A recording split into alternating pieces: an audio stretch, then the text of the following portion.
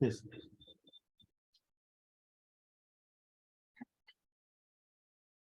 Warm greetings, everyone. Thank you so much for joining us for this panel on transitions in African migration narrative. Okay. And so we're going to have speakers that are going to go ahead to present their papers one after the other, but at the moment, I'm going to introduce them all and just give you their bio, and then they will just say their name and last name when they're reading their papers or reading their presentation. So first I have Michael Oshindoro. And Michael is from University of Wisconsin-Madison, and is going to be presenting on fabricated identities, cultural and historical reimaginations of African identity in Royal Okoye's Malika Warrior King. Michael Oshindoro is a third-year PhD student in the Department of African Cultural Studies. His research examines African subject formation with a focus on African visual cultures. His work puts into historical perspective the representational force of contemporary visual storytelling mediums, such as animation and comics, by exploring the context of art production in Nigeria, the role of practitioners, and also the effect of art on the public they convey. And then next on the list of presenters, we have Daniel Chukwuemeka. Daniel Chukwuemeka is from the University of Bristol, UK, Makerere University. And Chukwuemeka is going to be presenting on African Afro fiction and the literary economy of migration. Michael Chukwuemeka is a co-tutor doctoral student at the University of Bristol, UK, and Makerere University, Australia. A student examines the intersection of literature, culture, and economics using examples drawn from the Nigerian Afro text.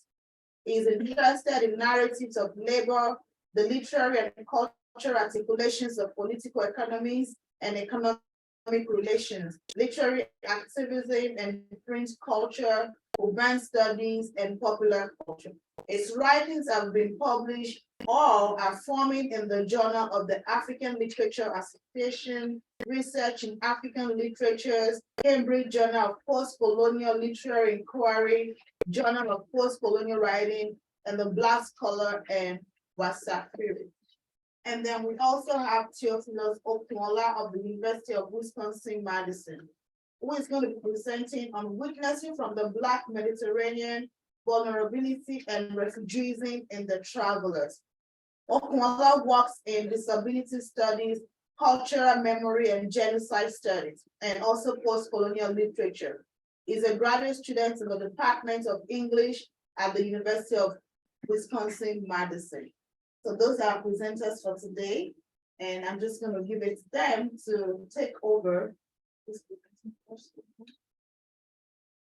Okay, in the order. So, but first we're going to have Daniel Chukwuemeka present on African Afro fiction and the literary economy of migration. Thank you. Sorry, I didn't get your name.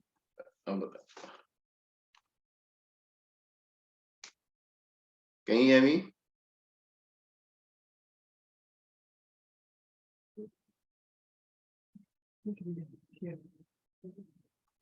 Can you hear me? If you can hear me, please let me know. Daniel Chukwuemeka, you can hear me? Can you all hear me on Zoom? Yes, I can hear you, but it seems you can't hear me. No, which muted.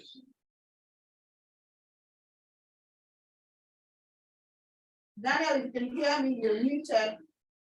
I am not muted. I can hear you. I am not muted. It's not muted. Is it speaking? It's not muted. Can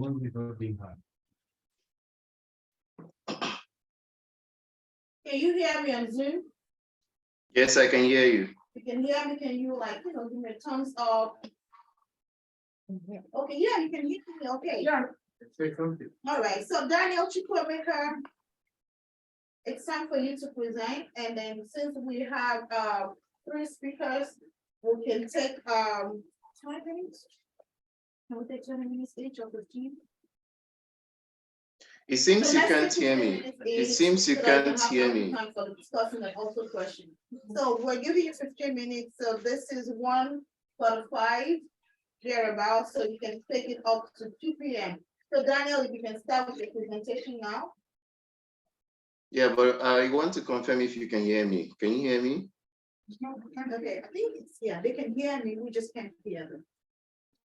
You can't hear me. Can't hear you. Oh, can we hear, somebody else, can you come, just want to know, can you hear us? Yeah, I can hear everybody. Can you hear me? Yeah, we can hear you. Theophilus, can you hear me? I can hear you, Daniel. Not sure. I can hear you. Okay, so we can hear you, but you cannot This is hear us. supposed to be activated. So, sorry, you can hear us, but we cannot hear you. 1 second. Can you Yes, send me a chat? where's my Yeah, speaker? what is going on? And that's strange because you can hear us and we cannot hear you. Okay, I think did you connect the Bluetooth speaker? Did you connect the Bluetooth speaker? That's why they can hear. I confirm it. Oh, no. 1 second, please. We're going to figure it out. Yeah. Can you talk now? Try to talk now. Okay, can you hear me Can now? you try to talk now? Okay. Can you hear me now? Okay. Sure. Yeah, wow. So, Okay. yeah, Daniel Chukwemeka, we couldn't hear you earlier, so if you can start with your presentation now. And like I said earlier, you would have 15 minutes, so you're going to be stopping at 2 p.m. I'll give you 5 ends up when you're 5 minutes more, and then 2 minutes and 1 minute. Right. So can we have Can I you share now? my screen? Yes. Well, not yet.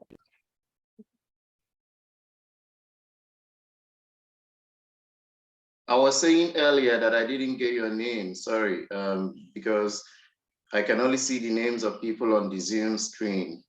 So if I can know the names of people there too, but maybe later, I don't know, it's okay.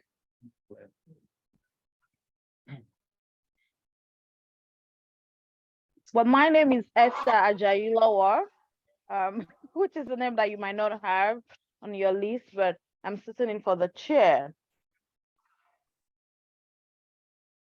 That's okay, no problem, thank you. I'm trying to share my screen and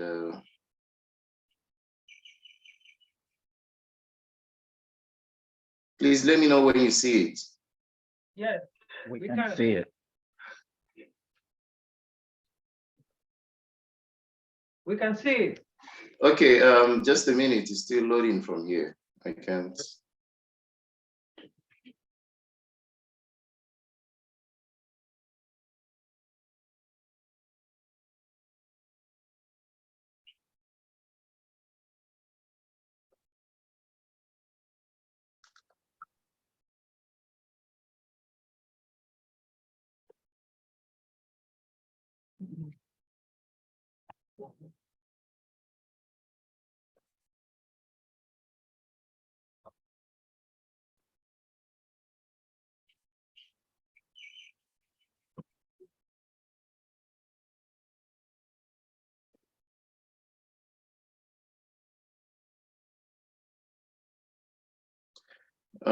Okay, so it's taking time to load and I'm not sure I have the time. So I have to just go ahead and read what I have. I may try to share the screen again. So my topic is on African New Fraud Fiction and Literary Economy of Migration. Okay, so let me see if I can share the screen one more time. Sorry.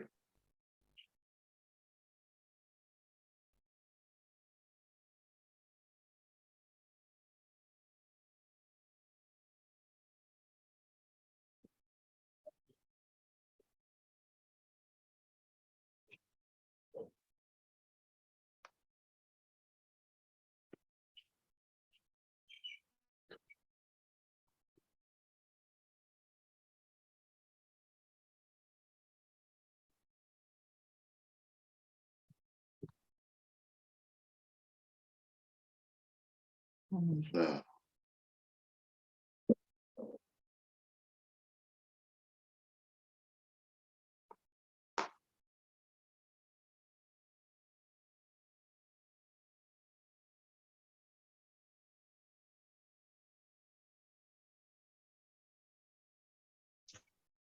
It's taking quite a long time. I wanted to share the screen really because there is something I wanted to read.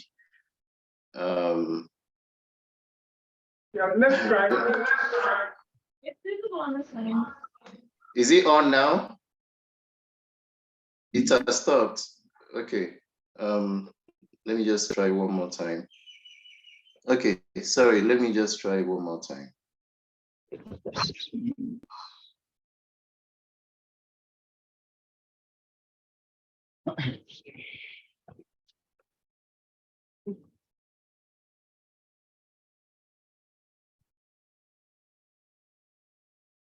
Yeah, okay, we can see it now. Okay. So from the quote you see here, one sign of the newly vital Nigerian economy and one of the most apparent is the proliferation of internet cafes. There had been none when I left home. Now there are several in every neighborhood, and there must be hundreds in Lagos alone. The internet cafe is symbolic of a connection to goings on in the larger world and end to Nigeria's isolation. It is a connection shared by many other large countries trying to shake off poverty. The availability of computers is in this sense an index of progress. But while India is an emerging software player and countries like China, Indonesia, and Thailand have successfully staked claims in manufacturing, Nigeria's contribution is much more modest. In fact, it is for now limited to the repetition of a single creative misuse of the internet, advanced fee fraud. The above narrator, the narrator speaking in Tejuko's Every Day is for the Thief, takes a global approach in his critique of internet fraud, e-fraud economy. The narrator sees the proliferation of digital spaces or internet cafes in the city of Lagos as a sign of economic novelty. He notes, however, that while digital technology signals Nigeria's insertion into the global community and is an innovative means of fighting poverty and making economic progress, it is also being creatively misused by fraudsters. The narrator decries the fact that while other post-colonial countries like India, China, Indonesia, and Thailand leverage the affordances of globalized trade or globalized trade routes and neoliberal technological advancements, Nigeria retrogresses to a global notoriety for internet fraud. However, the narrator does little to contextualize the creative misuse of the internet as a site for understanding how people who are disenfranchised by the new global order resort to innovative modes of self-making. Now, despite his cosmopolitan awareness and criticism of the city's informal economies, the narrator fails to recognize internet fraud as a hostile cultural expression of class mobility and global connectedness, and in this way, a novel and unconventional means of fighting poverty and attaining economic agency.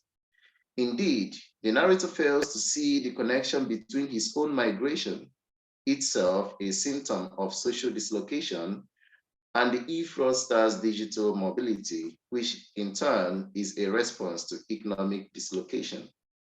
The narrator's return to Nigeria could be compared to that of the protagonist of Chinua Achebe's No Longer at Ease, a classic example of return migration narrative. Achebe's novel portrays a newly appointed civil servant who recently returned from university study in England and his struggle to sustain the moral values he espouses in the face of the unethical obligations of his new position. The narrative was set in the heydays of Nigeria's independence from colonial rule and chronicles what Madhu Krishnan terms a temporary migration to the imperial metropole. The protagonist's migration is temporary because it is undertaken with the intention of obtaining colonial education and returning home after studies to contribute to nation building. 1960 was the year most African nations, including Nigeria, began to achieve political independence. As such, the thematic preoccupation of novels set in this period revolves around the tension between African tradition and European modernity.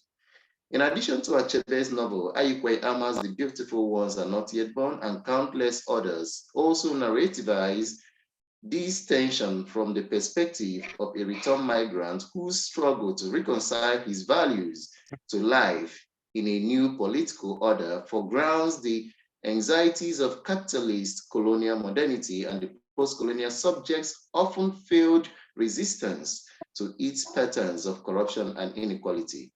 Now, Cole's narrator is equally a returned migrant, but operates in a different time and circumstance. By the time of the novel's publication in 2007, patterns of migration have shifted from being about resistance to a focus on the post-independence disillusionment of the early 60s and late 70s. The structural adjustment programs of the late 1980s and its attendant mistrust of the nation's capacity to safeguard public welfare set in motion the transnational turn taken by African literary and cultural texts in dramatizing the trope of migration. This period marks a mass economic exile and the emergence of writers whom the Francophone novelist Abdurrahman Weberi describes as children of the post-colony. The concerns of these writers are informed by the overbearing influences and dominance of the national narratives of socio-economic crises that have overdetermined the individual identity of post-colonial subjects. In addition to hostile socio-economic conditions, the mass migration of this demographic is also occasioned by military dictatorships, civil wars, and genocides. The failure of the nation meant that the subjects and the narratives of this era began to embrace transnational experiments and cosmopolitan visions that transcend specific national and cultural boundaries. Cole's narrator left Nigeria for the United States within this period, precisely 1992, because the novel was published in 2007 and the narrator says he has been away from Nigeria for 15 years. While Achebe and Ama's protagonists struggle with how to resist the clash of conflicting identities, Cole's narrator seeks to embody and move between these tensions by leveraging his access to global technology.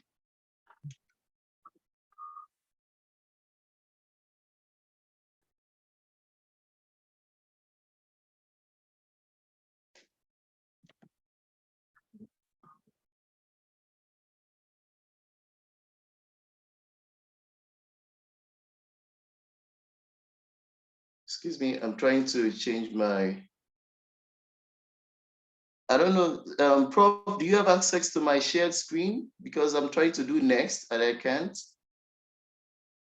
Just, we can see your screen just on the next slide. We see it. So just don't have to, just click on the next slide. I think what is happening is that it's not in full mode, right?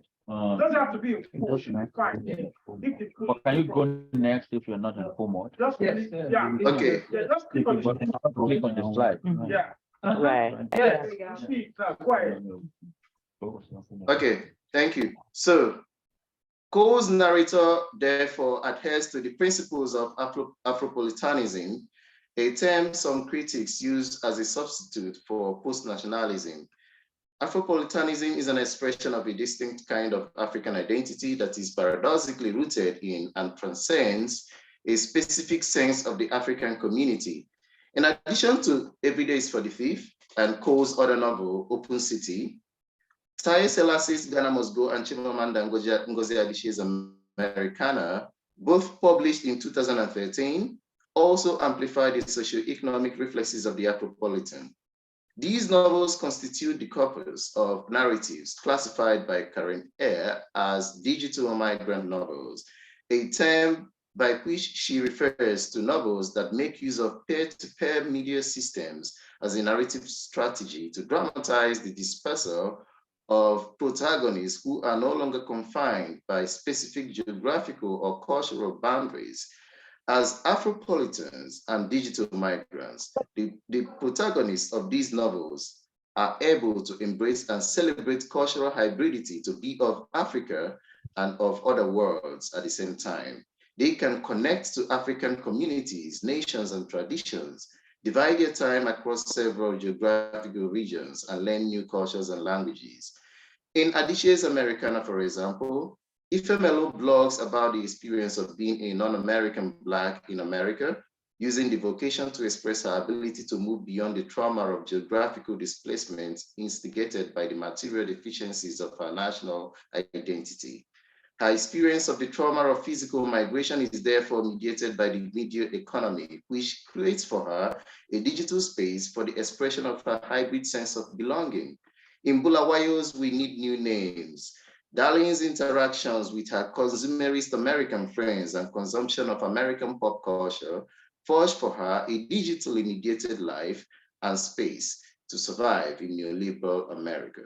The fact that these novels, as well as other contemporary migration narratives and literary and cultural texts of Ifrod, were published in the post-millennium is indicative of how African fiction responds to the changing media landscape of the early 2000s and the sense of sophistication and self-making that accompanied the age of the internet. However, while the migration novels by Adishe and Bulawayo register the roles digital technology and communication play in the lives of migrants, Ifrod texts explore how the digital media function towards actually making a subject a literary migrant. As a figurative migrant, the Ifrod subject transcends geographic limitations, not by making use of digital media to mediate the difficulties of actually living somewhere far away from home, but by making use of the digital media to expedite the possibility of living here and there. Through certain digital platforms, he externalizes and transposes the internal, subjective, and affective dimensions of everyday life around and within the fulcra of digital communication.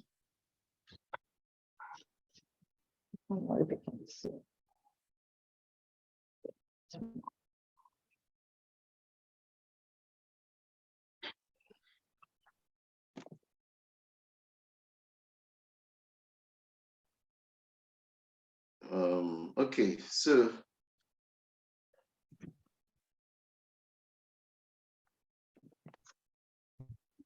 Daniel, if you can move along a little bit faster and just like take about 3 minutes more to round off. Yeah, I needed to shut down because this thing is hanging my my laptop. So let me just round up. Okay. I think I still have 1 more to go. How many minutes more do I have? 2 now. Okay. So I'll just go to the last page. So sorry.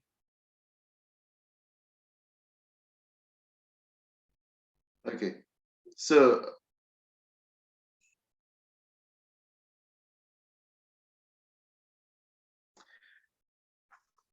these texts I have talked about, they explored variegated experiences of return migration. For example, I talked about Every Day is for the Thief by Tejuko, but I also talked about, I skipped some parts of my presentation, but some of the parts I skipped talked about a short story called Yahoo Yahoo by Sefiata, which is contained in the collection News from Home. So these novels or these texts establish migration as a digital economic experience. Cole and Attar, their writing, for example, about Nigerian e-fraudsters is indicative of how digital media could function as a site of exchange and negotiation between embracing Euro-American material progress and the economic difficulties of living in Nigeria. This is the case for both of these writers and their literary characters, but I also consider the works of writers who are fully based in Nigeria, such as Adobe Tricia Nwobani and Chuma Nwokolo, as Nigerian diaspora literature.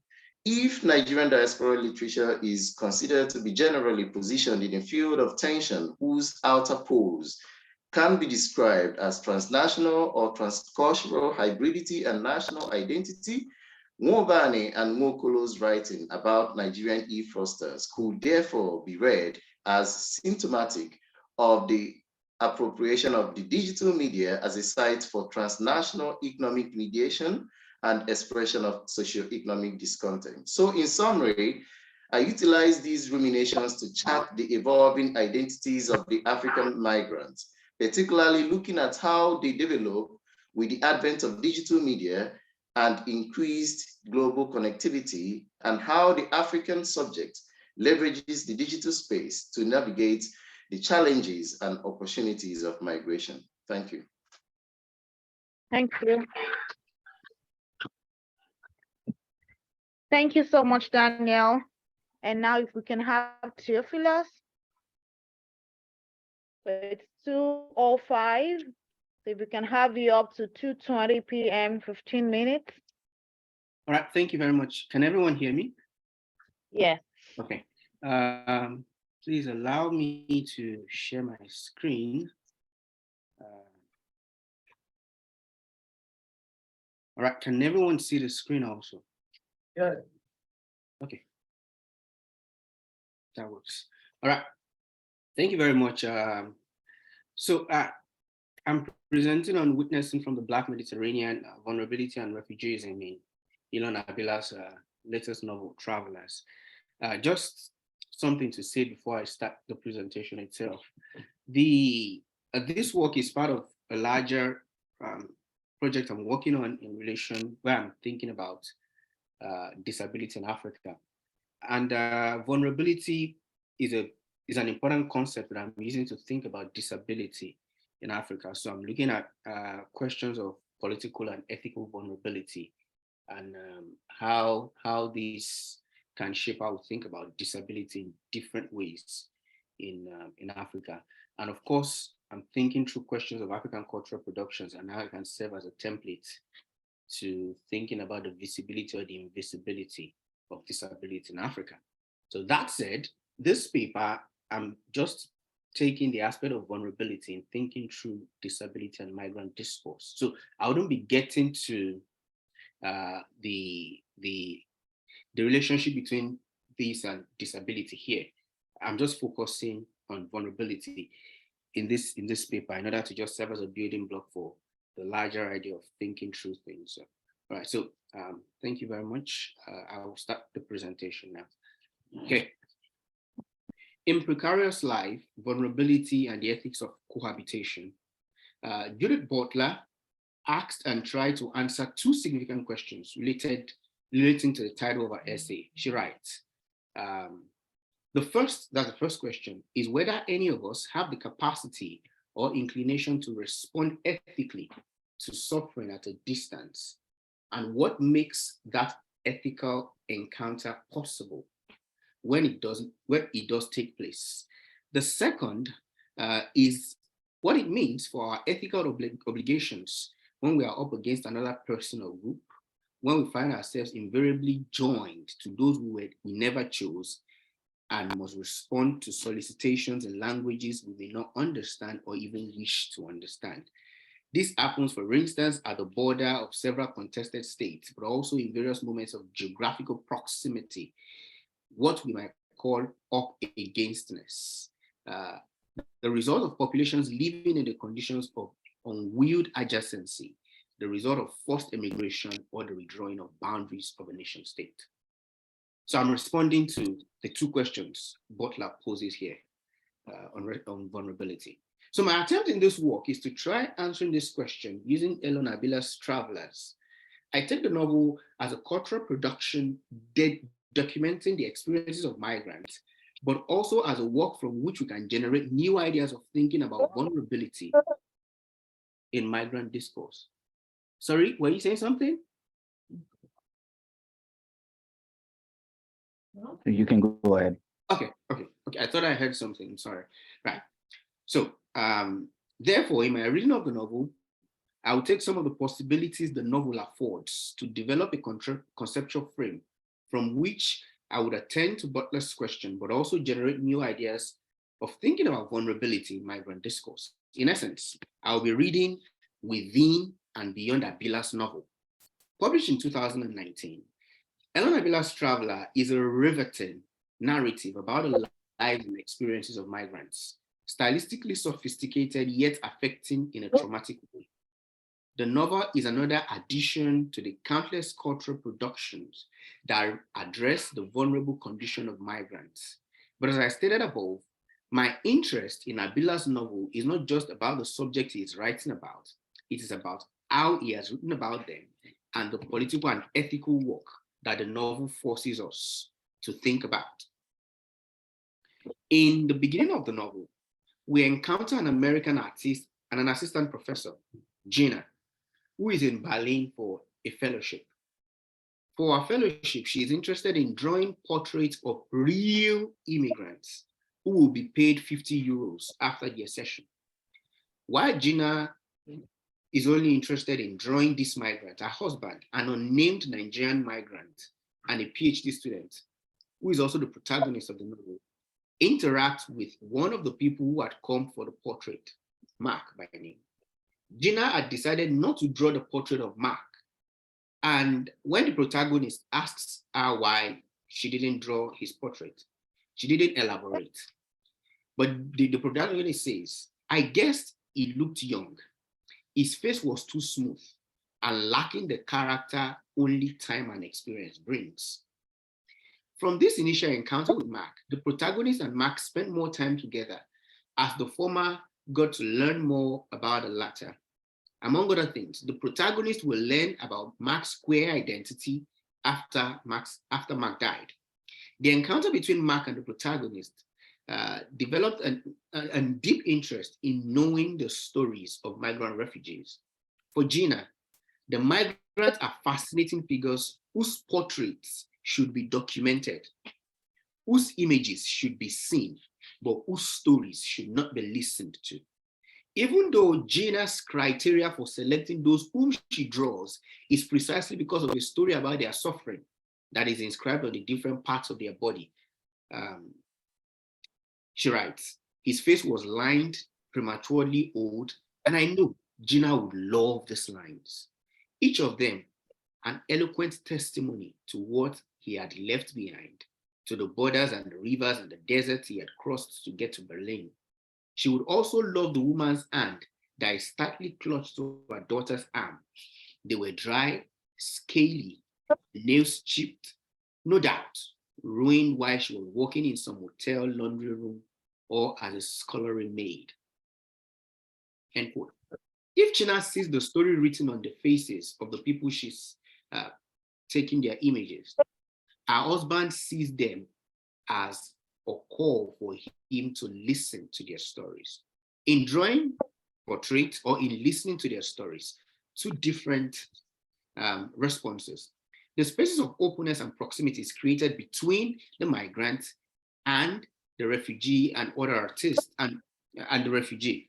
But while drawing portraits and images emphasize people's present status, just as migrant refugees, the latter action, which I argue is listening to testimony, helps in unpacking their pasts and roots that they have gone through to become who they are now.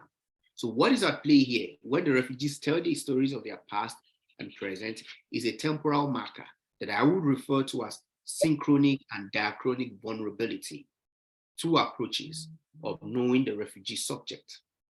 In addition to reflecting a temporal dimension to how we can know the refugee, the novel also shows two kinds of responses that can emerge when we create a space of proximity and encounter with the refugee. One kind of response, the one that we see with Gina, is simply a nonchalant and transactional one. It reinforces the image of the refugee's body It reinforces the image that the refugee's body is useful only for a capitalist venture. It advocates for politics that chooses who we should live with and therefore forecloses any kind of ethical relations or obligations that proximity or distance can create. This response, I would argue, is what sustains most of the rhetoric against refugees today, and it produces a politics of vulnerability. The second response, which is listening to the refugee stories and experiences, allows for an engagement with the refugee in a way that can lead to an ethics of cohabitation.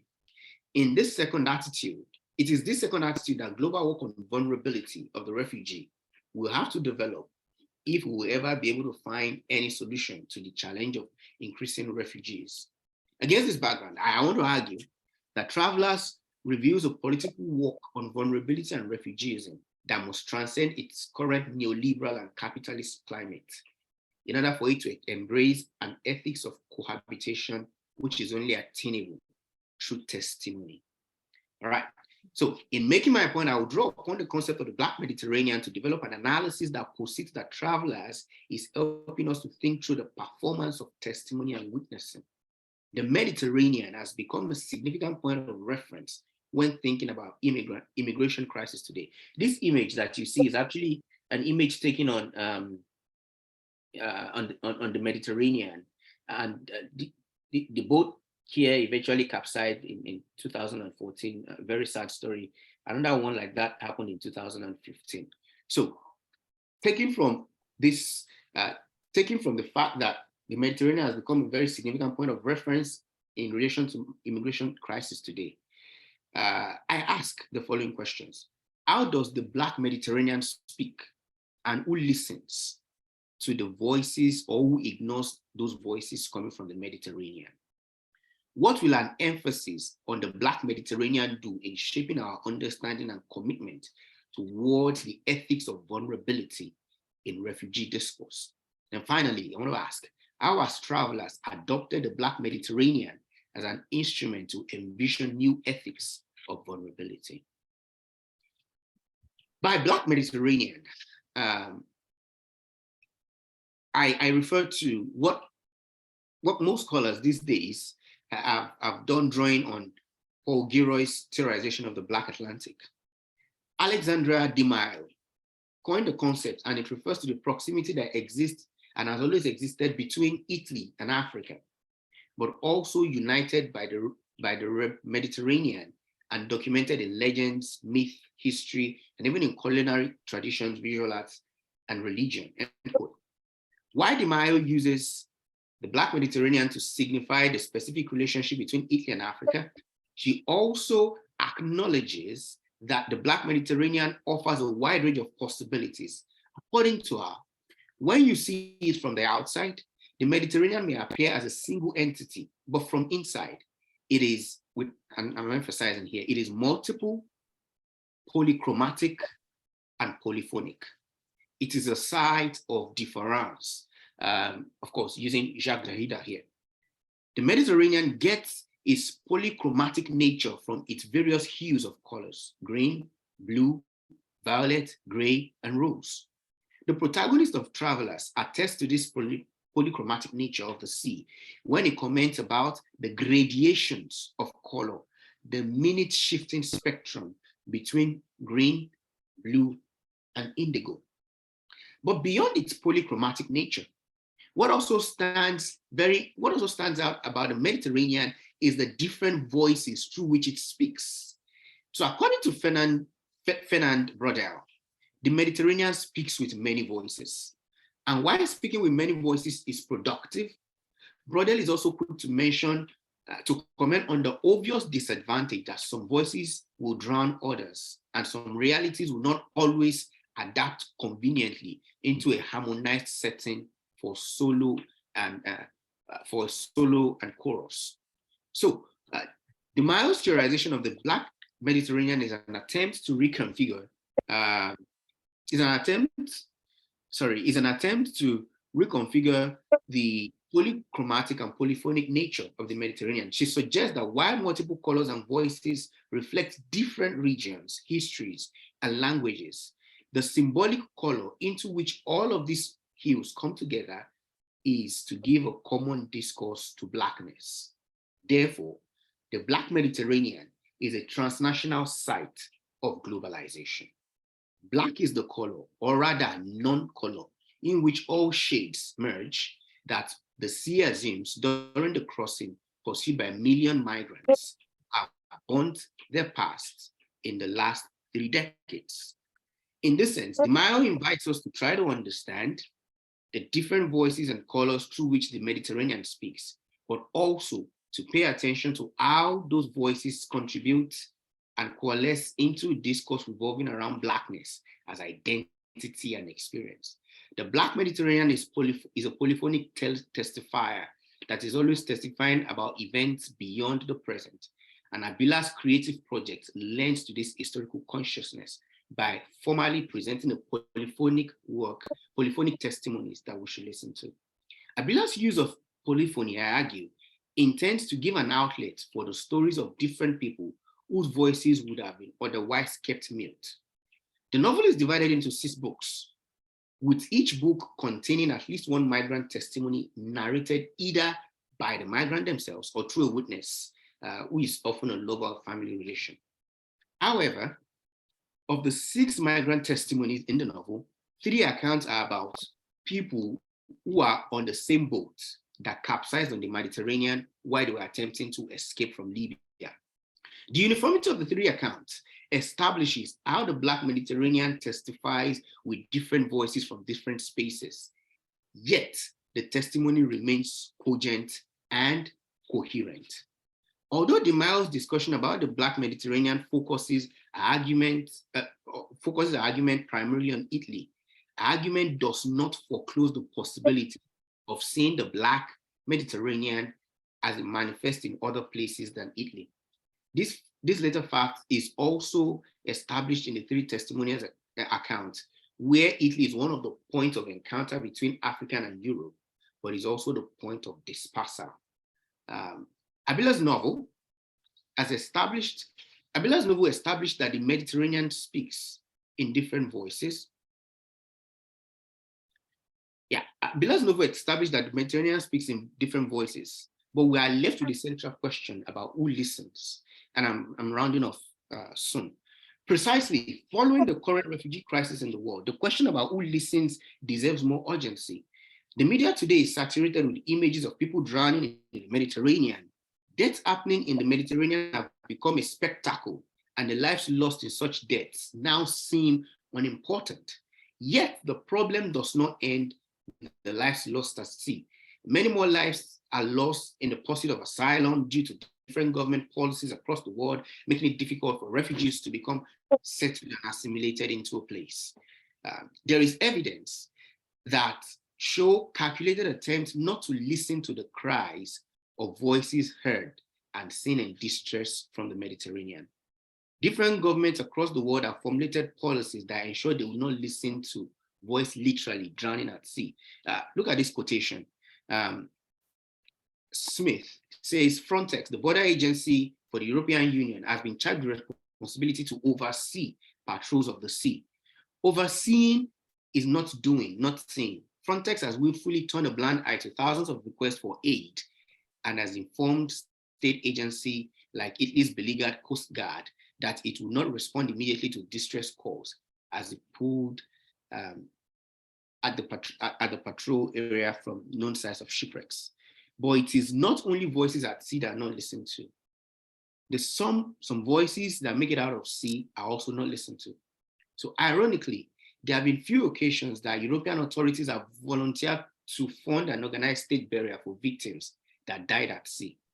Recognizing people in their death and mourning them while orchestrating policies that lead to death reflect how the structure of power works in drowning the voices coming from the Black Mediterranean. They can cope with the victims in their death, but not when they still have voices to speak. I think my time is up now. I've not finished, but I can just stop here for the sake of the other presenter. Yeah, thank you for stopping there. Thank you. Thank you so much, And so now we're gonna have this person, Michael Oshindoro of the University of Wisconsin. Madison, if you can please take it away. And you have 15 minutes, so it's Yeah, 2:23. thank you. As the set of the slides, I should say that I am not reading a novel. I am reading a graphic novel. So, and I will be, I'm thinking with images in my work, and I want images to be the path that we tread to other meta discourses. Okay. The question that animate my curiosity and research and paper is with, if you can, okay. Yeah. So I'll be talking about fabricated images, fabricated identities, cultural and historical imaginations in Roy Okupe's Malaika Warrior Coin. Okay, so two questions that a digital novel or graphic novel. Okay, two questions that animate my interest are this: how do we think with irrealist images, and how can the fantastical and fabricated image present new language for talking about realist social issues? To what use do digital the creative leeway that comes with their creative classes in the representation of African identity and subjectivity? I want to bring attention to a medium of representation that has not been talked about enough in African cultural and visual studies. Digital expressive images have largely been missing from the popular cultural repertoire that African scholars draw upon to inform conceptual questions about African identity and African subjectivity. It is my observation that these materials can offer new vocabulary for theorizing about what the African subject is becoming. I am speaking specifically about visual practices like animation, comics, visual effects, gaming, virtual reality, the list goes on. These are a class of images that I'm calling irrealist images. I claim that these visual forms invite us to reconsider creative and expressive agency in the same way that their modes of production present language for talking about the questions that really concerns us in African studies. According to Paola Kalous, the term realism does not sit easily alongside animation. Animation is my primary area of interest. Doesn't sit well with it because the art form straddles the real and the unreal through the manipulation of aesthetic forms and sound. The fact that visual forms like animation and comic can speak across the aesthetic poles of the real is why I am calling them irreal forms. In describing these visual forms as irrealist, I highlight the relationship that they have with reality, as against the sense of reality that emerges when within the context of the photographic image, the idea of indexicality, the image being the same with its reference. Rather than understanding animation, therefore, as an aesthetic practice whose aim is to capture reality and recreate it, animation scholars have identified an alternative reading. Michaela Mialhova, for example, submits that animation relationship with reality hinges on going beyond the photographic image into an aesthetic territory accessible only to animation itself. Instead of recording reality as it plays out in front of the camera, in photography, in cinema, animation proceeds as an artistic creation of that reality with or without the digital camera. Animation historian Gilberto Bendazzi notes that in animation films, events take place for the first time on the screen as action is constantly reinvented. In 3D stop motion animation, which is one of the types of animation you have, animators pose models in front of the camera objective, but the use of the camera here is not to capture a realistic object. The model is handcrafted by the animator, constantly reposed and repositioned in front of that camera, frame by frame, to give us this illusion of movement. And it is this kind of thing that I'm thinking about with respect to the constitution of African identity and what the formal language that we can get from these technical practices. The mode of creating reality from scratch, so to speak, extends to cartoons and comics. What I'm asking us to think about here is how might the process of making define the product, and how might it subvert existing modalities of knowing? The point here is not whether non-realist forms like these ones reject indexicality or the truth claim. Rather, it is that these forms want to create reality on their own terms and want us to suspend our belief of reality and how it works for another type of reality, fabricated reality. With this notion of constructed reality comes a poetic register. This emphasizes the making of reality rather than the recording of reality. Thus, whereas cinema records in profumic world using the camera, digital expressive visual forms deploy commercial imaging tools and softwares to draw, to paint, to sculpt, and to eventually move invented characters. My focus is on Roye Okupe's 2017 graphic novel, Malaika, Warrior Queen, and its 3D computer adaptation.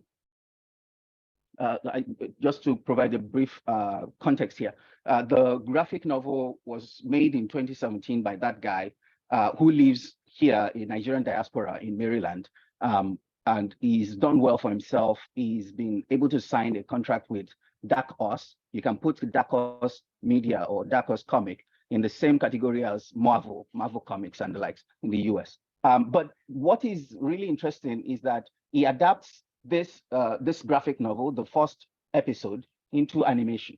And that animation is produced by an animation house in Lagos, Nigeria. By looking at these forms, I hope to contribute to existing literature on African visual arts or visual culture with a view to understanding the ways in which the modern African are reconstituted by and interpolated into new forms of planetary consciousnesses. I am thinking with Walter Mignolo's idea of border thinking to talk about the ways in which Nigerian creatives are artistically disrupting local histories and rupturing global design.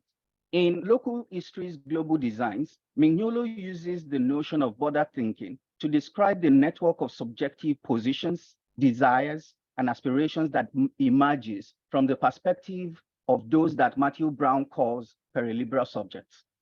Those global participants held at arm's length from the center of neoliberal capitalism. According to Mignolo, border thinking relates to narratives geared toward the search for a different logic. How visual artists deploy this thinking is globally disruptive. By that, I mean it is explosive and implosive at the same time. It is disruptive mode of thinking.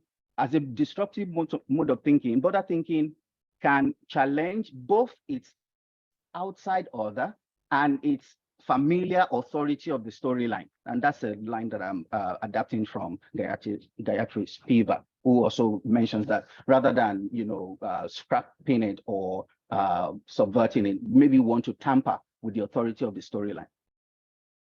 The formal properties and aesthetic modes of digital expressive forms yield themselves to the program of border thinking as I'm thinking about it. Okay, now is when I take you into, I have two moments in that graphic novel / animation that I want to take you through. So the first is, could you please click on the sound? The theme songs of the animated productions. My queen, I present to you King Vas of Atala. Queen Malaika, the great unifier, legendary commander.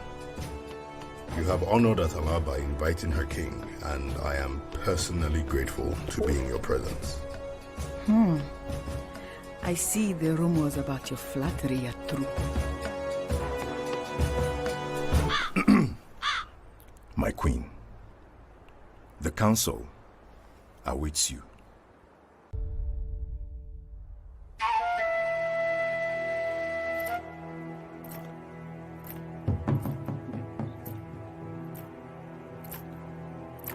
Malaika, my queen. The theme songs of the queen. animated production I are present an to ensemble of different soundscapes. The animated film features intersecting sonic elements, each setting the tone for every event, moving in and out of audible focus.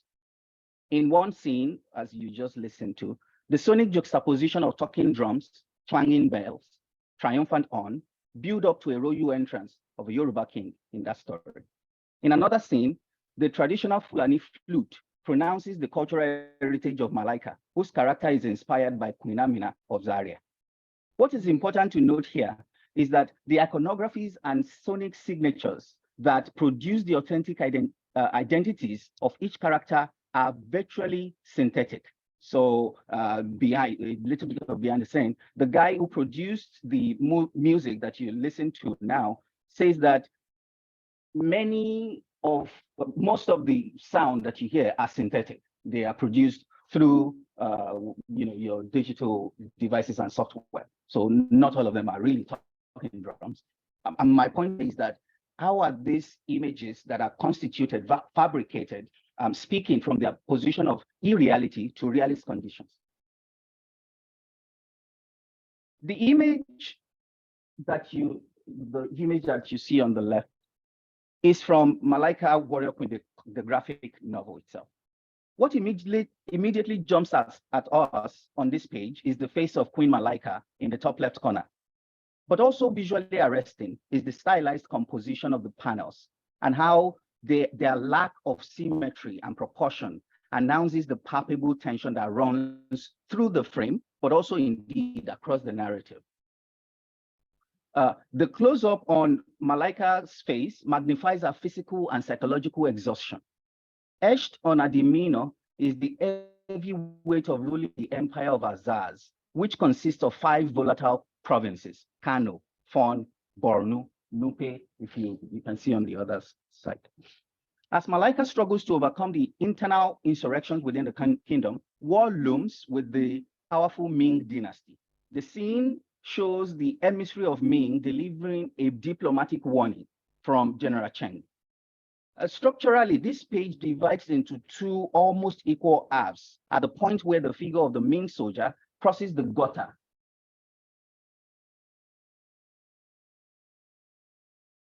On the penultimate page, panel. The neat vertical division indicates 2 narrative perspectives, that of Azaz up there and that of the Ming down here.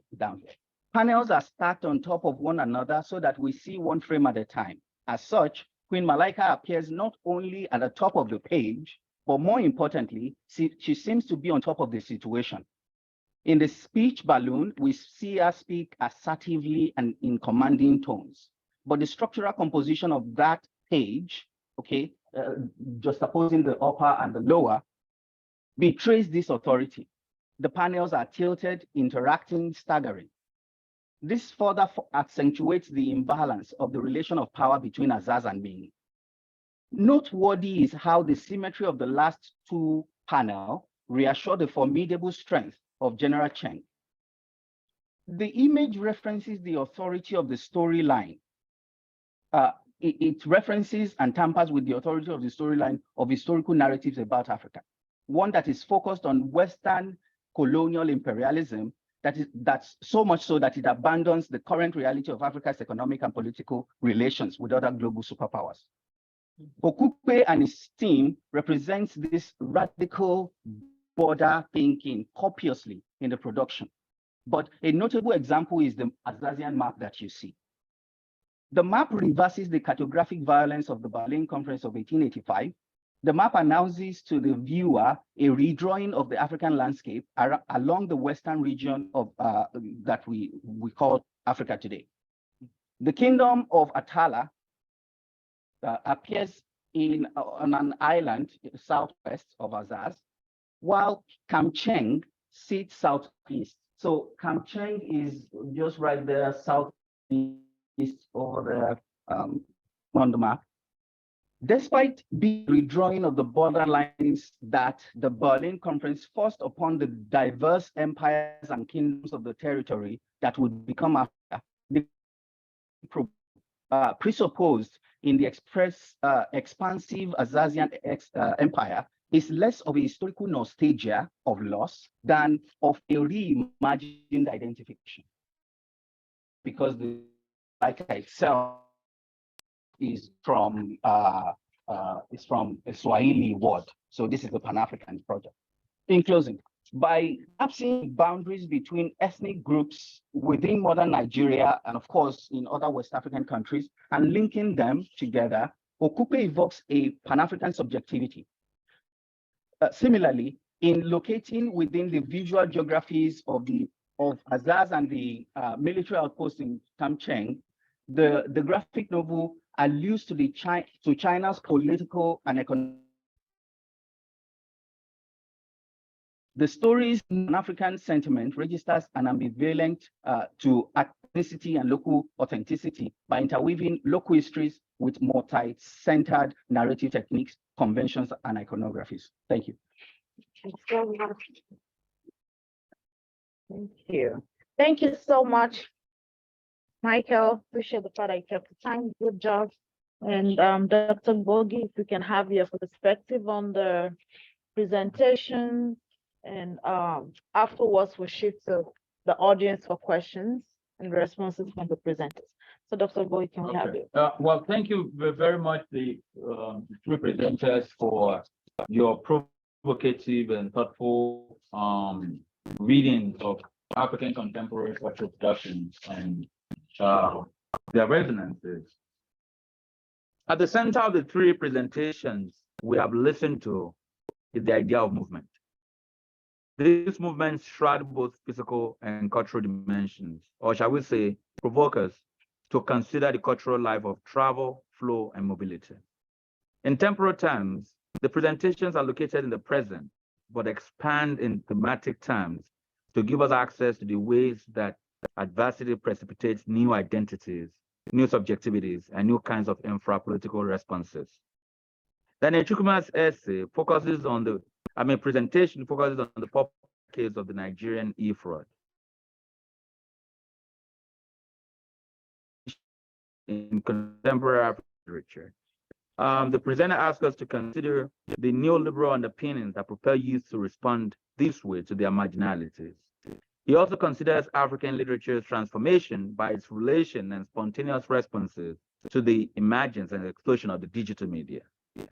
In Okunlola's, Theophilus Okunlola's presentation, we enter into the graphically tragic gulf of suffering, death, and vulnerability within which many refugees live today. Theophilus reads how African literary texts quote, document, unquote, but also generate new meanings for how to make sense of these tragic events. He argues for reading within and beyond Helen Abila's Travelers in order to understand the fictional doubling of literary texts as both representational and constitutional texts, acts of becoming. Theophilus also asks us to listen carefully to what the Mediterranean is asking us. Is saying, and he asks, who listens, when the Black Mediterraneans speak, which I thought was a very powerful, elegant question. By the Black Mediterranean here, Theophilus seems to be gesturing towards a theoretical lens that can allow us to see that crossing does not happen the same way it does not happen the same way for everybody. In other words, there are those who are caught, stopped, and made to dwell in the very tragedy of the sea. Michael Oshinara takes the world of the graphic novel. He begins from the argument that many visual forms such as comics, animations, cartoons, and the graphic novel have in fact been understudied and under-theorized in African cultural studies. Yet, he argues, this cultural production can in fact prompt us to the transformation, ambiguation, and proliferation of African identities and subjectivities in contemporary times. Oshinara draws on Roye Okoye's Malika, the warrior queen, to show how these emerging cultural forms disrupt familiar poles of culture, tradition, and ways of being. He also draws on Walter Mignolo's idea of other thinking, which of course goes back to Anzadua, to show the double transformation of the local and the global in a move that seems to me to be gesturing towards how a rebellion can happen through a refusal to be reduced to one pole of identity. My question for the panelists is to ask, I mean, from all of these discussions, I'm getting, you know, a kind of, it occurs to me that the transnational might also be, you know, just, I mean, it seems to me to have its negative and positive, propensities. And I just want to ask from your individual vantage points, how would you think about Africa's relation to the world, especially in contemporary times? Would you say that Africa, by being open to the world, right, because we celebrate, the porosity of borders these days, we celebrate hybridity, we celebrate. Would you say that Africa is, getting so much by being open to the world, or is losing so much by being open to the world? How does that, I mean, how do you, for the three of you, how does that come up in your work? Well, I mean, which of the poles, does that question fit into, or does it not just fit into any one of them? Thank you. Thank you, Dr. Bogi. If we can have the first presenter respond first. Dr. Bogi, thank you. Thank you. Thank you so much for that insightful comment and your commentaries on our presentations. Thank you. That was very helpful. So to attempt your question, I will say that the relationship between Africa and Africa's insertion into the global community is something that is, I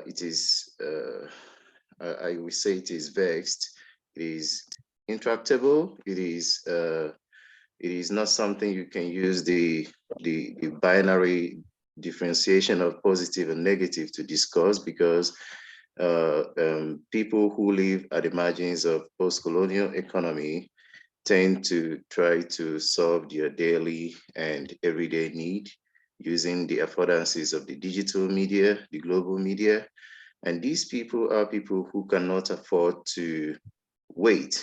They cannot wait, because if you take it from the concept of Tatiana Tieme, who talked about waithood as in relation to youth culture, we know about restiveness among post-colonial African youths, that sense of urgency. They want to make it. They want to, they want to get out of their state of precarity. So they cannot wait. They have to do something. They have to live in the present. Okay, so, but at the same time, that is also inevitably encouraging a culture of consumerism that is almost unavoidable. So, but at the same time, the reason I said it is intractable is because even though it is encouraging a culture of consumerism, they cannot still afford to wait. They have to manage, they have to be sustained in the present, at least in the interim, they have to be sustained. So it is part of what, at the end of the day, culminates in the overall paradoxical situation of post-coloniality, in the sense that you have to try to wriggle out of coloniality by replicating or reproducing coloniality. Coloniality here in terms of neoliberalism and its materialism and overall sense of global capitalism. Okay, so Africa's, I will say in summary, Africa's relationship with the world today, it is very complex, and it is something that has to be addressed from, I think, I can't remember where I came across it's something that has to do with the discourse of foundation and futures. Okay, because we talk about decolonization, that has to do with future, Africa's future. But we haven't finished talking about Africa's foundation, how it is rooted to colonialism, and how it is complicating the question of the future, or that is the question of decolonization. So it seems we are existing in a liminal state at the place between the foundations and the future. And that is what our literary texts today are trying to encapsulate or articulate when they are trying to show diverse ways the characters respond to that situation. Thank you. Thank you. Thank you, Daniel Chukwuemeka. So now if we can have Theophilus Okunola respond in a brief to Dr. Bogi's comments and feedback and questions. Thank you very much, Professor Bogi. That was a very apt summary of what we've been trying to do. And thank you all to other panelists. This has been quite an insightful engagement. I mean, there are several things I can say about this question, but I will restrict myself to just one main thing. And I think, as Daniel mentioned, the question of the openness of Africa, is it positive or negative? There are gray areas, right? Which one must acknowledge in it. Well, importantly, especially in the context of the question of refugeeism that I'm dealing with, there's a sense in which when we talk about openness, especially from the Afropolitan framing of it, there is a celebratory undertone to it. But when we start dealing with the kind of question of refugeeism, especially the one I'm thinking through in relation to the Black Mediterranean, we are dealing with an openness that is as a result of vulnerability and precarity. So the question is not just about us being open because we just want to move. It's about we have to move because we have to survive. And that changes the whole dynamics of it, which is why my work is also then in investigating what I call the ethics of cohabitation. Because again, if it's a kind of openness that is celebratory, that is not as a result of crisis, permit me to use the word crisis mostly, there is something that the West or the global North can tease out from that. The global North wants immigrants who are promising, who are bright, who can sustain their capitalist and neoliberal ideologies. But the same global North will, for example, frown at people seeking asylums. So these are two different perspectives to openness that we are dealing with. Which is why, for me, the idea of synchronous and diachronic vulnerability forces us not just to think about, yeah, people are just traveling, but to think about what are the conditions historically that has made this openness vital. Why, for example, I didn't get there in my presentation, but why did many people have to leave Libya at the time?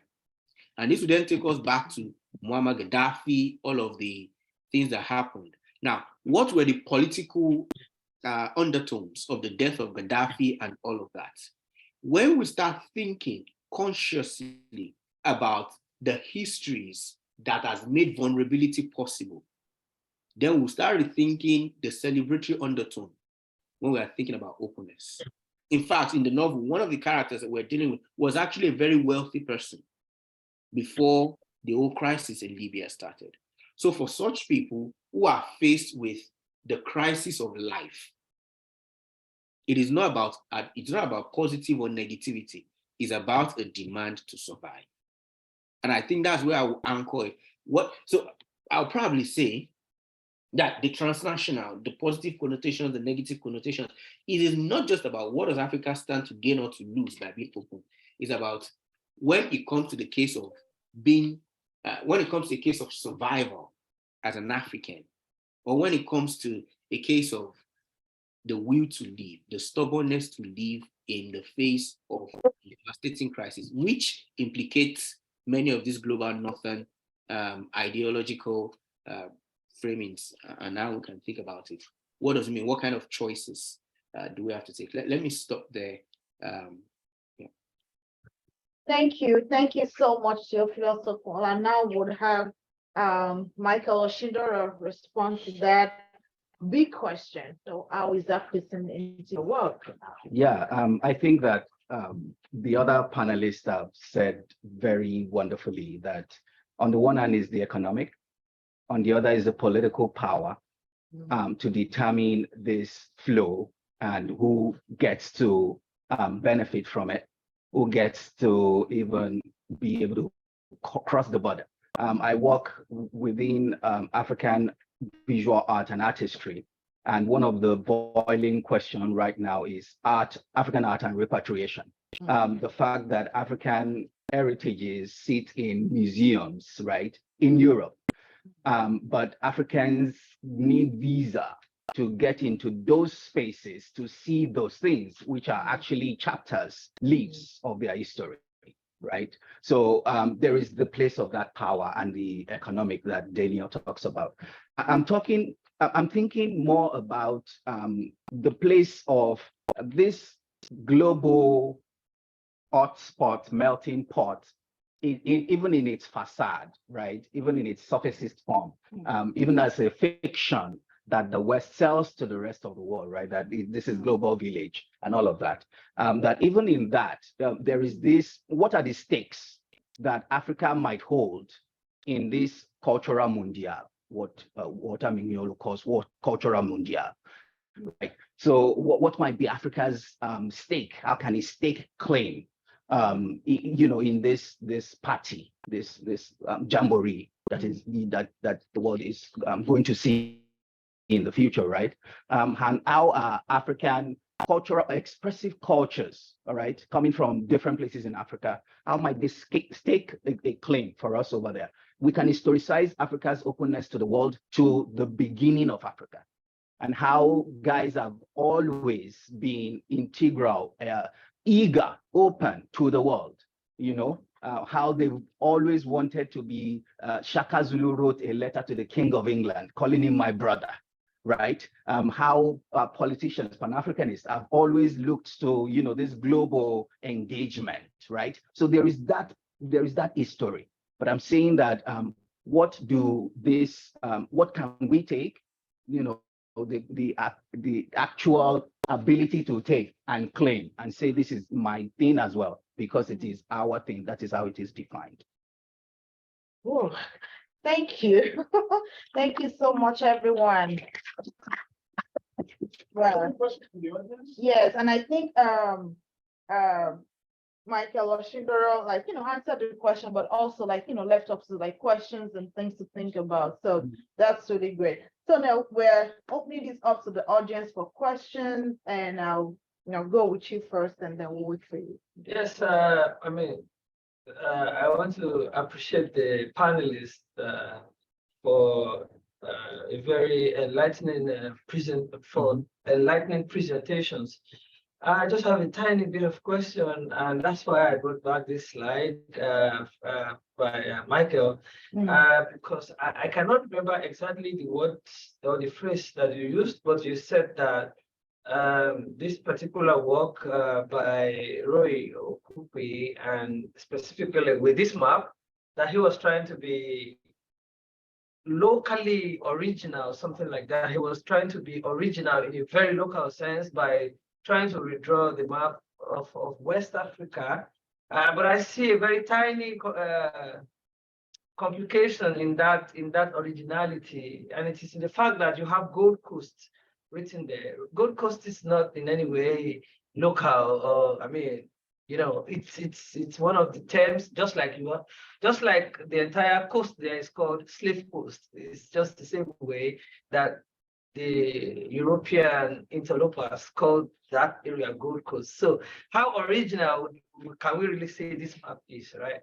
Yeah. Good question. So this is actually a form that is called historical fantasy. Yeah. So the fact that it is historical fantasy means that this guy can claim creative authority, what I'm calling poetic liberty, to jumble up, even confuse us, that these are elements of history, and we can trace them, but these are other elements that are imaginative.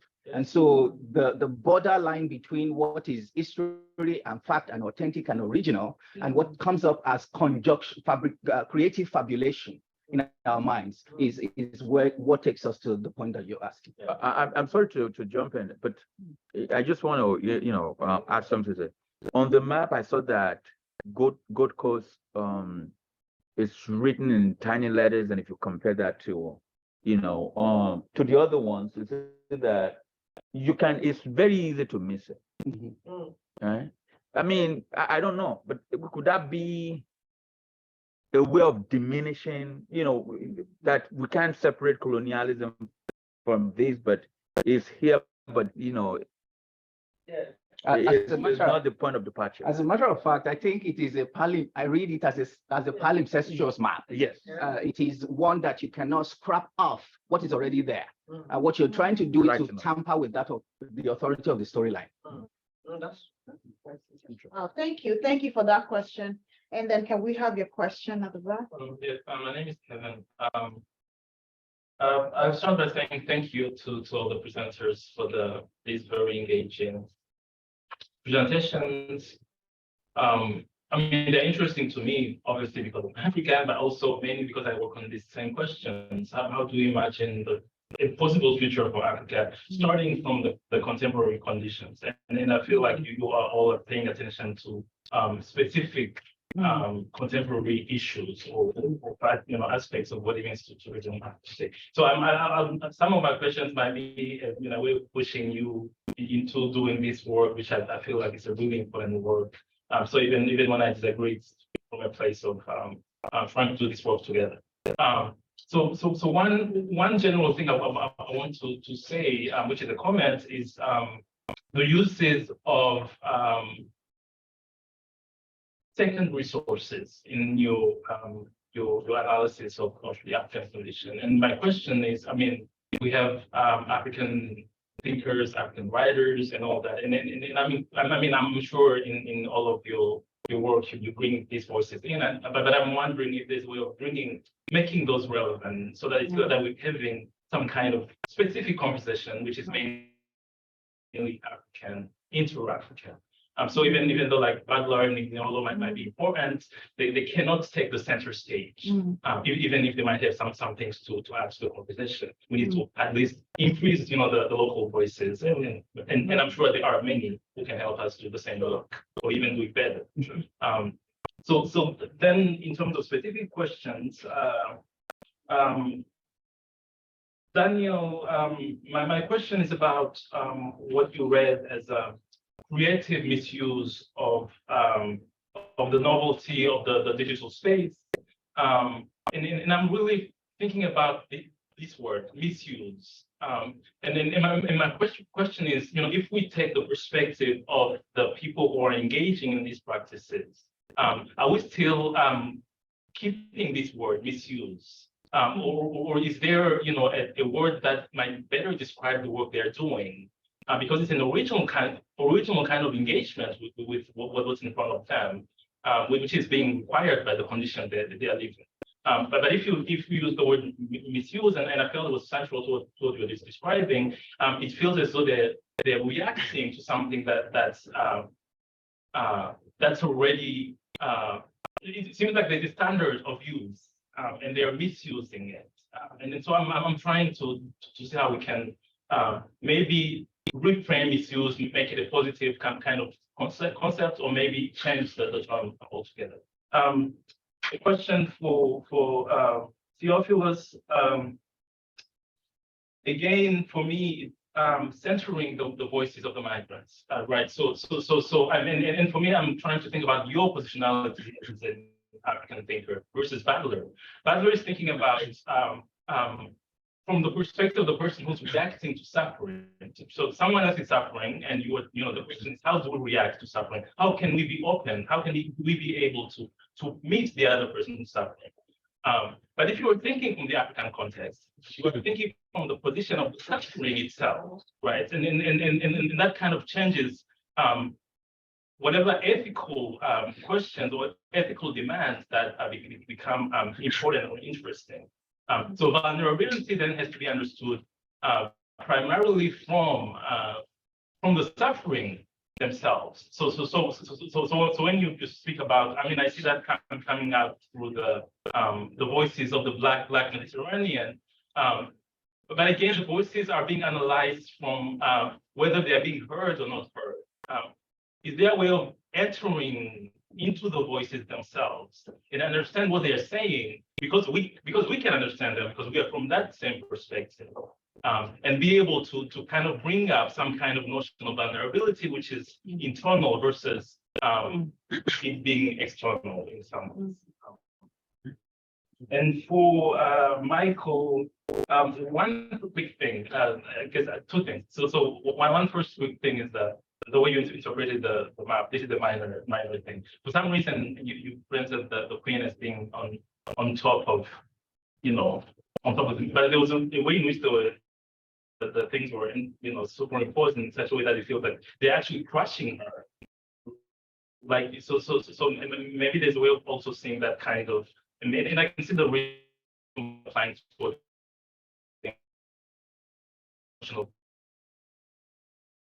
this kind of crushing towards it, which I understand the exhaustion. That is, the maps are still maps of empires. Okay. And my question is, how are we? Of course, we are connected to all these histories, colonial histories, empire histories. How does a new vision of a possible future incorporate these notions of empire? And are there ways in which the stories themselves are helping us reimagine empire and what it can do for us? Or are they still falling into the these kind of colonial empire kind of ways of thinking? Wow, thank you so much for those questions. And I would just let the presenters take it one after the other. So if we can start with Michael and then move to Theophilus and then back to we'll start with Daniel, move to Theophilus, and then come back to Michael. Thank you for the question. At a point I lost you, but I think if I did get you right, you were asking if there is a way we can reconceptualize the terminology or the way we are describing what the internet fraudsters are doing, if I am right. I mean, you said something about describing what they are doing as a creative misuse of the internet. So do you want to rephrase your question, please? Like, because I didn't really get it there.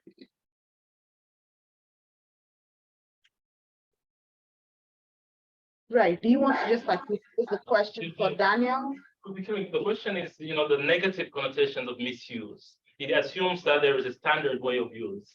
I mean, I'm wondering if there's a way of thinking of what they're doing as some kind of original kind of action, way of being in the world, acting in the world, which doesn't have to always refer to an established standard, right? Okay. I think it boils down to the question of ethics, okay? Because what they are doing is unethical, and even though we are not judges or law enforcement agents, we are just critics. We only have to discuss and describe what we have before us. We cannot at the same time help but recognize and identify the fact that the use of the internet in that regard is unethical. So perhaps that's why I use the word misuse.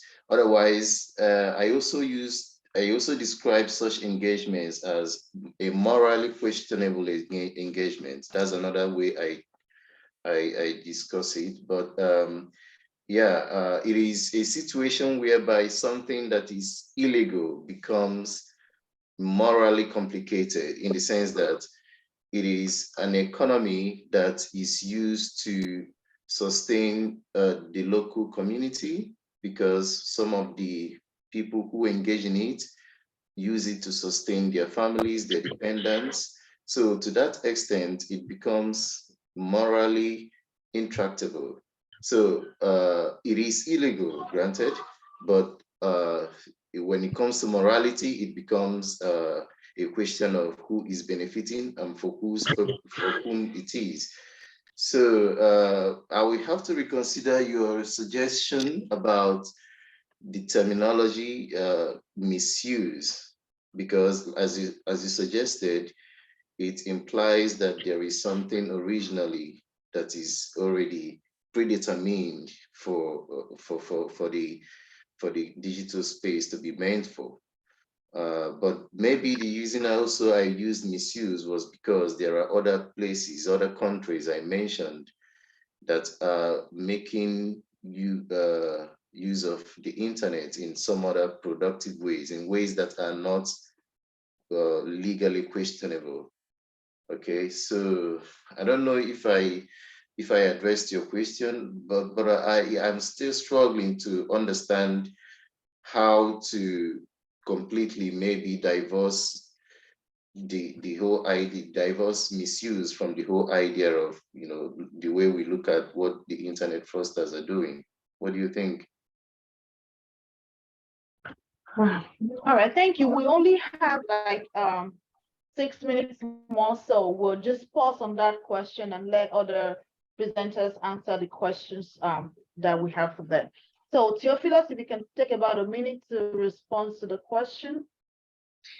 I mean, again, because of time, I think the network caught at a point, so I didn't get the question. The only thing I was able to write was, I think it was talking about the voices of vulnerability, and that was all I was able to get. So I would like to answer the question if there is time, please. I wouldn't mind if he can repeat the question to see how I can attend it. But if there is no time, I would also like to have the question to think about it or to continue the conversation elsewhere. But I didn't really get him, actually. My internet did somehow. So. Oh, okay, yeah, sorry about that. Yeah, we'll just have Michael Oshindo respond to that question, and perhaps, yeah, you both can engage at some point. Okay, thank you. Briefly, I think that and thank you for giving that alternative reading of that text. Every text presents itself to everybody in different ways, but that was very helpful to point out. But with respect to how do these creative or these images as text, how do they imagine or reimagine Africa forward, in fact?